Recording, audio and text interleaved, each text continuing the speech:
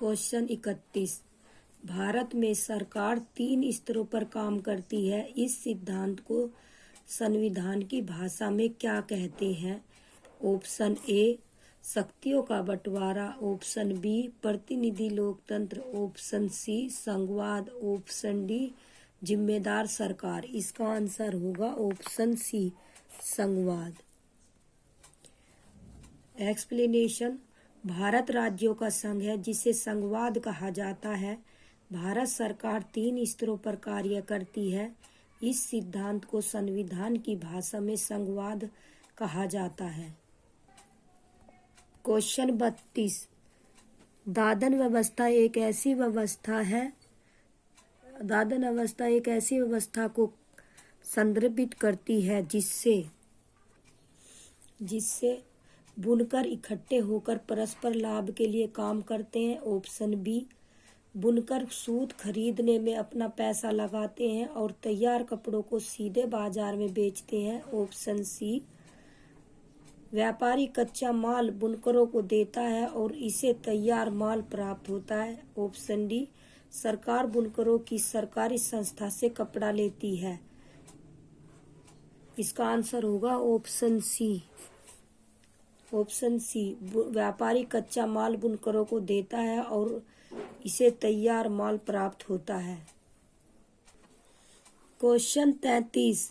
निम्नलिखित में से किन कारण या कारणों से ग्रामीण परिवारों से लोग विशेष मौसमों में पलायन करते हैं? ऑप्शन ए ग्रामीण क्षेत्रों में कुछ परिवार ऐसे हैं जो बड़ी बड़ी जमीनों, व्यापार और अन्य काम धंधों पर फल फूल रहे हैं। ऑप्शन बी खेती हर मजदूर अपनी कमाई के लिए दूसरों के खेतों पर निर्भर रहते हैं। ऑप्शन सी साल के हरेक समय उन्हें काम नहीं मिल पाता है। ऑप्शन डी खेती हर मजदूर अपने काम के बदले बहुत कम पैसा कमाते हैं। Option A B and C, option B C and D. इसका आंसर होगा B C and D. Option B इसका आंसर है। मौसमी पलायन ग्रामीण अर्थव्यवस्था से जुड़ी है जिसमें एक विशेष मौसम में रोजगार न मिल पाने के कारण जनसंख्या का पलायन होता है। क्योंकि खेती हर मजदूर दूसरों की जमीन पर निर्भर होते हैं, उन्हें काम के बदले पैसा कम मिलता है और उन्हें साल भर रोजगार नहीं मिलता। अतः बी, सी और डी सभी सही हैं। क्वेश्चन 34।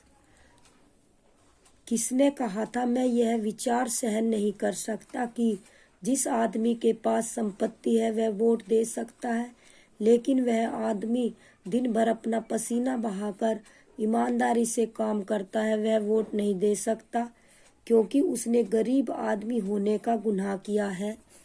किसने? Option A Mahatma Gandhi, option B doctor BR Ambedkar ji, option C Rabindranath Tagore ji, option D Jawaharlal Nehru. इसका आंसर होगा ऑप्शन ए महात्मा गांधी जी। महात्मा गांधी ने कहा था कि मैं यह विचार सहन नहीं कर सकता कि जिस आदमी के पास संपत्ति है वह वोट दे सकता, लेकिन एक मजदूर जो दिन भर पसीना बहाकर ईमानदारी से काम करता है वोट नहीं दे सकता क्योंकि उसने गरीब होने का गुनाह किया है। क्वेश्चन 35। सरकार ने ऐसा कानून पारित किए जो रिक्त स्थान से अधिक महिला कर्मचारियों वाले संगठनों के लिए क्रेच सुविधाएं प्रदान करना अनिवार्य बनाते हैं। Option A 15, option B 20, option C 25, option D 30। Question 36। भारतीय संविधान का कौन सा हिस्सा कल्याणकारी राज्य के आदर्श होने की घोषणा करता है? ऑप्शन ए मौलिक अधिकार, ऑप्शन बी राज्य के नीति निर्देशक सिद्धांत, ऑप्शन सी प्रस्तावना, ऑप्शन डी 7वीं अनुसूची। इसका आंसर होगा ऑप्शन बी राज्य के नीति निर्देशक तत्व। ऑप्शन बी इसका आंसर होगा। Question 37। Doctor B.R. Ambedkar ji के अनुसार मौलिक अधिकारों के दोहरे उद्देश्य रिक्त स्थान है। ऑप्शन ए, प्रत्येक नागरिक ऐसी स्थिति में हो कि वह उन अधिकारों के लिए दावेदारी कर सके। ऑप्शन बी, ये अधिकार हर उस सत्ता और संस्था के लिए बाध्यकारी हो जिसे कानूनी बनाने का अधिकार दिया गया है। ऑप्शन सी, स्वतंत्र भारतीय राज्य के लिए एक मार्गदर्शक के रूप में काम कर सके। ऑप्शन डी, अधिक सामाजिक और आर्थिक सुधार सुनिश्चित करने के लिए। इसका आंसर होगा ए और B. Option A and B, option B B C, option C and D, option D A D. इसका आंसर होगा ऑप्शन ए और डी, ए और B. Doctor B.R. Ambedkar ji के अनुसार मौलिक अधिकारों के दोहरे उद्देश्य प्रदान किए गए हैं, जिसमें प्रत्येक नागरिक को अपने अधिकारों की दावेदारी प्रदान की गई है।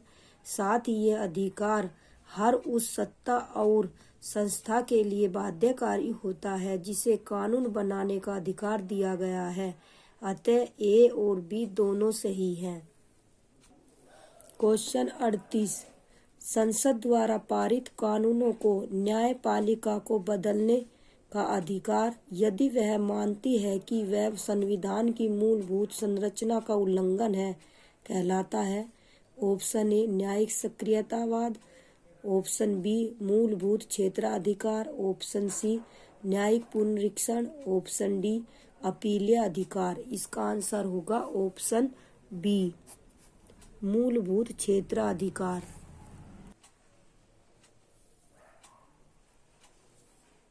सॉरी, इसका आंसर सी होगा। देखिए, संसद द्वारा पारित कानूनों को न्यायपालिका को बदलने का अधिकार है अगर वह मानती है कि वह संविधान की मूलभूत संरचना का उल्लंघन करती है, तो इसे न्यायिक पुनरीक्षण कहा जाता है। क्वेश्चन 39, हाथ से मेला उठाने वाले कर्मियों के नियोजन का निषेध और उनका पुनर्वास अधिनियम 1993 में लागू क्यों हुआ? ऑप्शन ए, इस क्षेत्र में सफाई कर्मचारी अमानवीय स्थितियों में काम करते हैं। ऑप्शन बी, उन्होंने अधिक वेतन की मांग की और कई शहरों में काम करने से मना कर दिया। ऑप्शन सी, इस क्षेत्र में हुए तकनीकी विकास के कारण इसमें लोगों की जरूरत नहीं रह गई थी। ऑप्शन डी, सरकार इस क्षेत्र का निजीकरण करना चाहती थी। इसका आंसर होगा ऑप्शन ए। ऑप्शन ए, इस क्षेत्र में सफाई कर्मचारी अमानवीय स्थितियों में काम करते हैं। क्वेश्चन 40, घरेलू हिंसा से महिलाओं की सुरक्षा हेतु एक्ट प्रभावी हुआ। Option A 2002, option B 2004, option C 2005, option D 2006। इसका आंसर होगा ऑप्शन सी 2005। घरेलू हिंसा से महिलाओं की सुरक्षा हेतु महिला संरक्षण अधिनियम 2005 में पारित हुआ और यह 26 अक्टूबर 2006 को लागू हुआ। पारित 2005 में और लागू 2006 में हुआ। क्वेश्चन 41, निम्नलिखित में से कौन से सामाजिक विज्ञान के शिक्षण के समय समानता की चर्चा के उद्देश्य है? ऑप्शन ए, अधिगमकर्ताओं के साथ गरिमा संबंधित मामलों को संबोधित करना। ऑप्शन बी, अधिगमकर्ताओं को प्रत्येक व्यक्ति का सम्मान करने के प्रति संवेदनशील बनाना। ऑप्शन सी, सभी भिन्नताएं जीवन में अत्यावश्यक है यह समझाना। ऑप्शन डी, संविधान में प्रतिष्ठापित मूल्यों को आत्मसात करवाना। इसका आंसर ए, बी और डी है। अब देखिए आप सही विकल्प का चयन कीजिए। Option A, B and C. Option B, B, C and D. Option C, A, C and D. Option D, A, B and D. इसका आंसर होगा ऑप्शन डी। इसका आंसर होगा ऑप्शन डी।